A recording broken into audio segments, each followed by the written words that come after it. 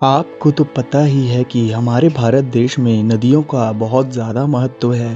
धार्मिक स्थलों पर नदियों की पूजा की जाती है। नदी को हम भगवान का दर्जा देते हैं और नदी की बात की जाए तो भारत में सबसे ज़्यादा पवित्र नदियों में गंगा, यमुना और सरस्वती नदी का सबसे ज़्यादा उल्लेख होता रहता है। उत्तर प्रदेश के प्रयाग में इन तीनों नदियों के संगम को त्रिवेणी संगम के नाम से जाना जाता है। लेकिन क्या आपको पता है कि प्रयाग में सिर्फ दो ही नदियों का ही संगम देखा जा सकता है और जो कि गंगा और यमुना नदी का है।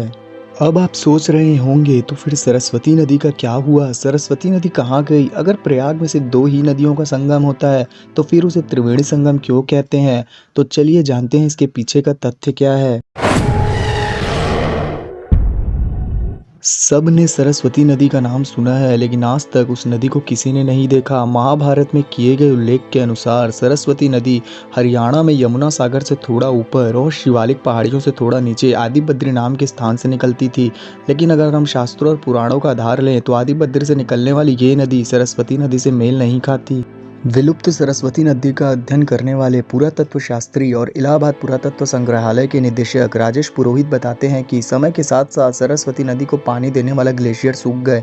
इसके कारण एक तो नदी का बहाव कम हो गया या फिर सिंधु, सतलज और यमुना जैसी नदियों ने सरस्वती नदी के बहाव क्षेत्र पर कब्जा कर लिया। हालांकि समय के चलते कुछ भौतिक बदलाव के कारण या अन्य कुछ बदलाव से सरस्वती नदी लुप्त हो गई, लेकिन इसके बावजूद आज भी सरस्वती नदी का महत्व भारतीय लोगों के मन में कायम है और हमेशा ऐसे ही रहेगा। आपको क्या लगता है इस बारे में? अपनी राय कमेंट बॉक्स में ज़रूर बताएं और चैनल को सब्सक्राइब कर लें, साथ ही बेल आइकन को प्रेस कर लें और वीडियो अच्छी लगी हो तो लाइक करें और शेयर ज़रूर करें।